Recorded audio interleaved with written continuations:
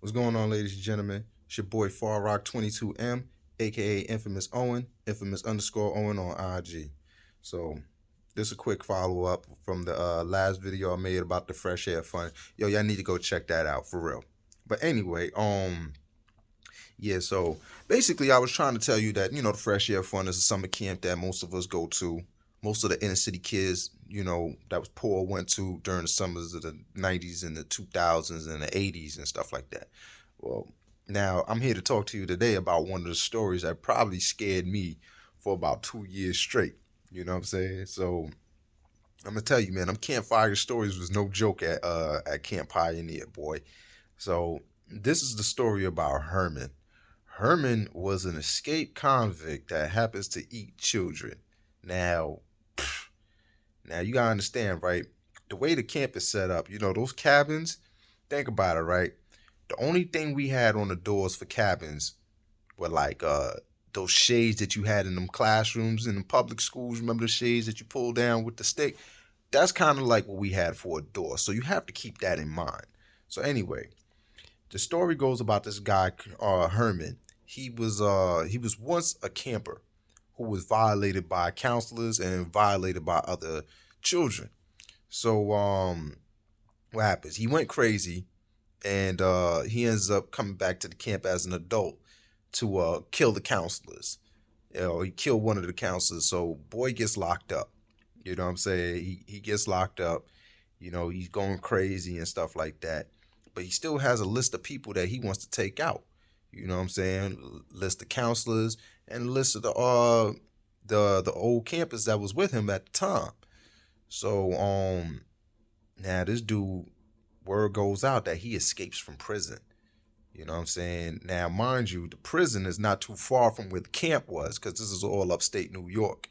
So, that it's like, all right, this guy escaped years ago, and then he came back to the camp and kidnapped one of the counselors in the middle of the night, took him into the woods, cut him, and ate him. Cut him up and ate him.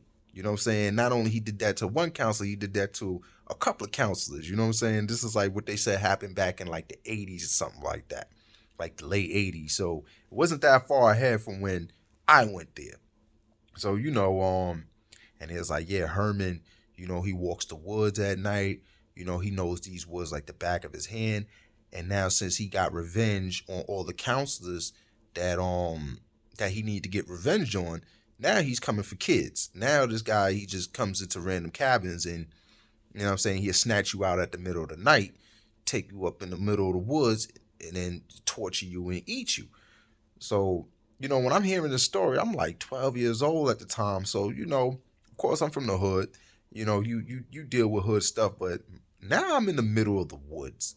I'm totally out of my zone. There's no secure door in this cabin. The windows, you could just flop up and down on these cabins. There's no real like security here. And there's a freaking cannibal, crazed cannibal walking these woods. You know what I'm saying? But here's the thing, right? See, it's just not just a story. They also had receipts. Now I'm quite sure, I will hope that this is not true, this story. But they have receipts though. So I told you on the last video that we did a 14-mile hike. So we did a 14-mile hike in the woods. Now, during this 14-mile hike, they showed us certain I don't want to call them artifacts, but they showed us certain scenes where it is that this guy existed at. So I remember we came up on one scene, right? This was like in the beginning of the hike.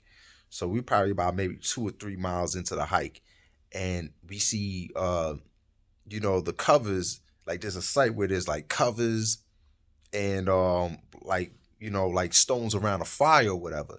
So those are the same covers that they give to us. Let's say if you didn't bring your covers, they'll provide you with covers, like for the campus. And those were the same covers that we used, in the cabins. So, and they pointed it out. They had spider webs and stuff on them. Like you could tell those covers been in the woods for a while. And they said, "You see that over there? You see those covers over there?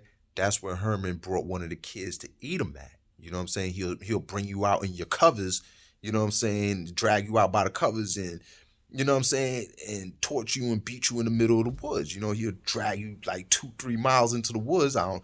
It doesn't make sense. It don't make sense now, but back then, you know, I didn't need logic to be scared of that. You know what I'm saying? So they're like, yeah, you know, he tortured kids. You know what I'm saying? He eat them and leave their bones there. This was a crime scene. So, you know, we on the walk. We're like, oh, snap.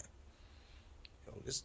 And I'm thinking like, yo, this dude's still walking around. You know, they didn't catch this guy. You know, like he's killing people and eating them. You know, like this something needs to be done here. So it didn't just stop there.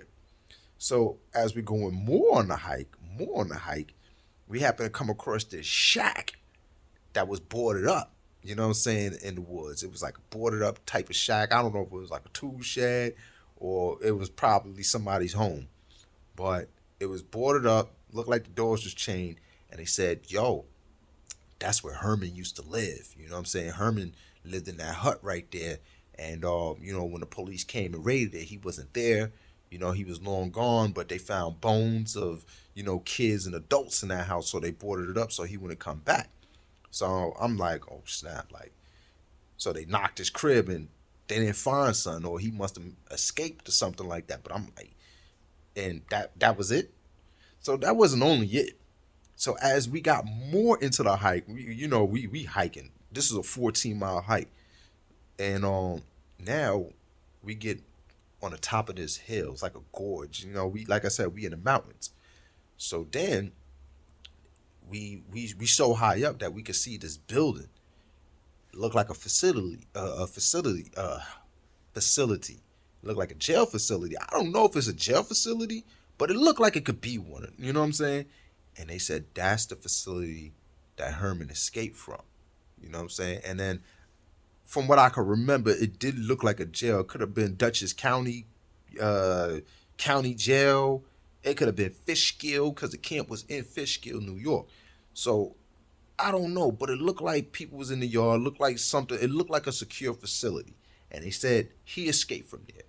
He escaped from there years ago, and you know what I'm saying. You see where he killed the kid near the camp. You see where, you know, where he used to hang out at. So it's like, yo, in my 12-year-old mind, I'm like, oh snap, yo, this is real, man. This is freaking crazy. And not only that, this dude is still walking around in the middle of these woods. Now, anybody know, ain't no street lights in those woods.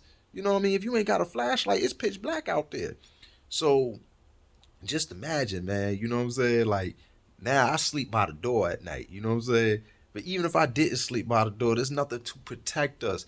So every night going to sleep, it was kind of like hard, man, because you thinking like some dude with no face, because they didn't explain how Herman looked. They didn't say if he was white or black. They ain't really explain. They just said this dude is just crazy.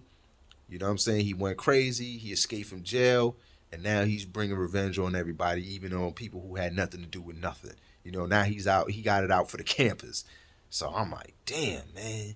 You know what I'm saying? This dude probably gonna snatch somebody out in the middle of the night, and I got bad luck, man. It'd just be my luck. This dude just come snatch me out in the middle of the night. I'm gonna put up a fight, but you know what I'm saying? It's just crazy.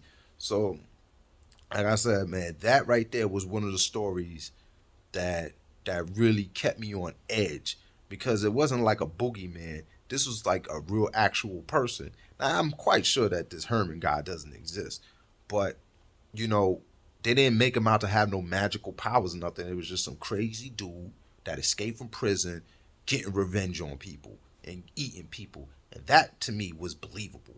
So I'm not gonna lie, yeah, I was on my toes for 2 years because of that story. You know what I'm saying? Because nobody ever debunked it. Nobody ever said whether it was true or not. Because different set of counselors explained kind of like the same kind of story the following year. So yeah, you know, that was really scary, man. And you know, you out there in the woods, man. I didn't even want to use the bathroom at night, man. I would go to the nearest tree to go use the bathroom. You know what I'm saying? I didn't even want to walk up to the bathroom because I'm thinking this dude might just be walking around snatching kids, man. But yeah, man, Herman. So if anybody went to the Fresh Air Fund, went to Camp Pioneer, I'm quite sure you're gonna hear that story. They'll tell you. And if you did go to Fresh Air Fund and you went to Camp Pioneer, even if you went to Camp Hayden Marks, you know what I'm saying, something like that, get in the comments, man, because there's not too many people I could talk to about these stories. You know what I'm saying? There's not too many people that went to the Fresh Air Fund, went to Camp Pioneer. I know a few people that went to Friendly Town, but not too many people went to Camp Pioneer, man. And I tell you, man, it got gangster, man. There's some gangster times that I witnessed at that camp, man. So there's gonna be more stories to come. Just like, share, and subscribe. You know what I'm saying? Put your peoples on. And I'll talk to y'all in a few, man. Y'all have a good day.